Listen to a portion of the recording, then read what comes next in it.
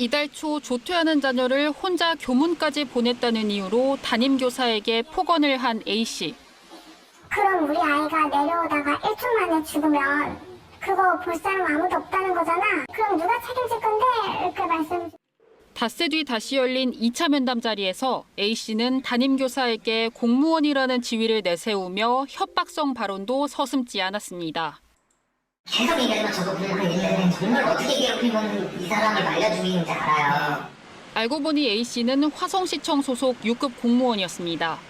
화성시청 관계자는 국민신문고 등을 통해 A씨에 대한 민원이 수백 건 접수됐다며 A씨도 자신의 행동을 인정했고 사실 확인서도 받았다고 밝혔습니다.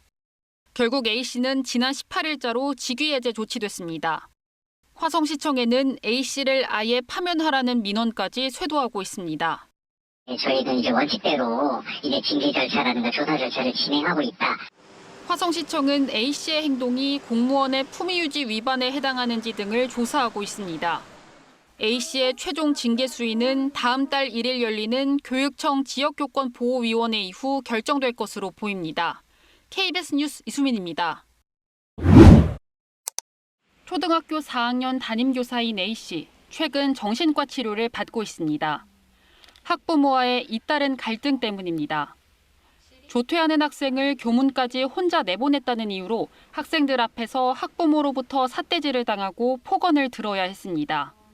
아버지가 감정적으로 굉장히 격해 있으셔서 우리 아이가 내려오다가 1초 만에 죽으면 그거 볼 사람 아무도 없다는 거잖아. 며칠간 고민하다 학급 소통망을 통해 폭언 등을 삼가달라는 글을 올리자 학부모가 또 찾아왔습니다. 이번엔 집기를 집어던지면서 폭언 수위가 더 높아졌습니다. 너무 힘들어서 더 이상 다니. 이거 봐봐, 또 자기 얘기하면서 또 이러네. 못 나가. 이래놓고 나보고 얌전하게 뭐 존중하는가? 서희초 사건 2년이 지났지만 교사들은 교권 침해를 당해도 적극 나서지 못하고 있습니다. 악성 민원을 대응하는 교내 전담팀도 결국 동료 교사들로 구성되다 보니 같은 가해자로부터 교권 침해를 당할 가능성이 큽니다. 민원진 팀이라는 걸 꾸려라 라는 종이만 받았지 실무적인 훈련이나 이런 과정은 받은 적이 없거든요. 한국교총이 실시한 설문조사에서 교사 10명 중 9명꼴로 현재 학교 민원 대응 시스템이 교원 보호에 효과적이지 않다고 답했습니다. 교사들이 바로 1대1로 민원인을 응대하지 않도록 하는 구조적인 시스템이 갖춰져야 된다.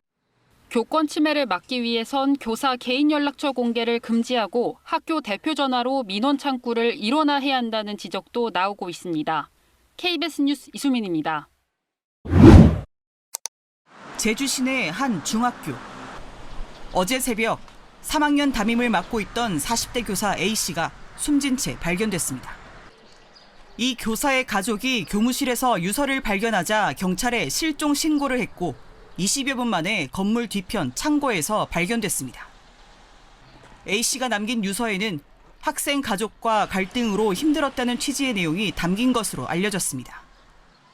교육당국은 담임교사 A씨의 학생 지도와 관련해 학부모가 교사와 학교, 교육청에 잇따라 문제를 제기한 것으로 파악했습니다. A씨는 또 개인 휴대전화로도 항의를 받았던 것으로 알려졌습니다.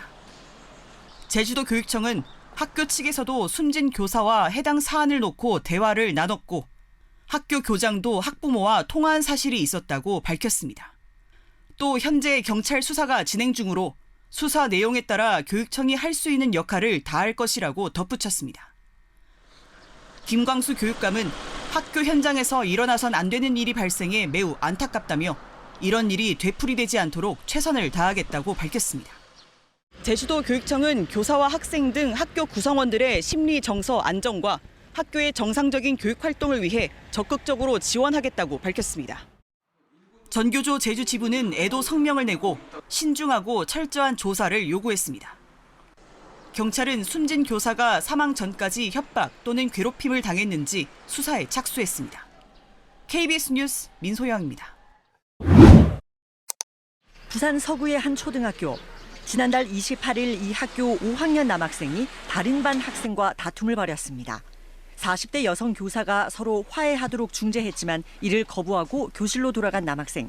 여성 교사가 뒤따라 들어가자 교사의 얼굴과 몸 등을 폭행했습니다. 누가 맞으면 다칠 수 있으니까 그걸 이제 제지하기 위해서 물병 그 가방을 선생님이 이제 손으로 잡은 모양이에요.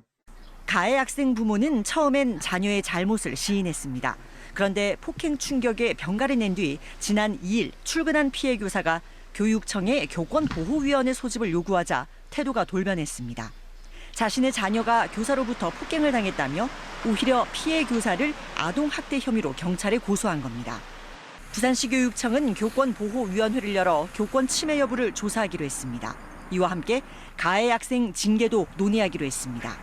해당 학교 측은 피해 교사는 물론 사건을 목격한 학생들이 받았을 정신적 충격을 감안해 심리 상담을 진행하기로 했습니다. 교사 노조는 가해 학생 측의 고소는 명백히 무고성 아동 학대 신고라며 강하게 반발했습니다. 교사를 굉장히 우습게 여기고 그런 세태가 좀 있는데 이게 이제 교권뿐만이 아니라 교사의 인권마저도 무시하는 행위거든요. 경찰은 가해 학생과 피해 교사, 학교 등을 상대로 폭행과 아동 학대 여부를 조사할 예정입니다. KBS 뉴스 이이슬입니다.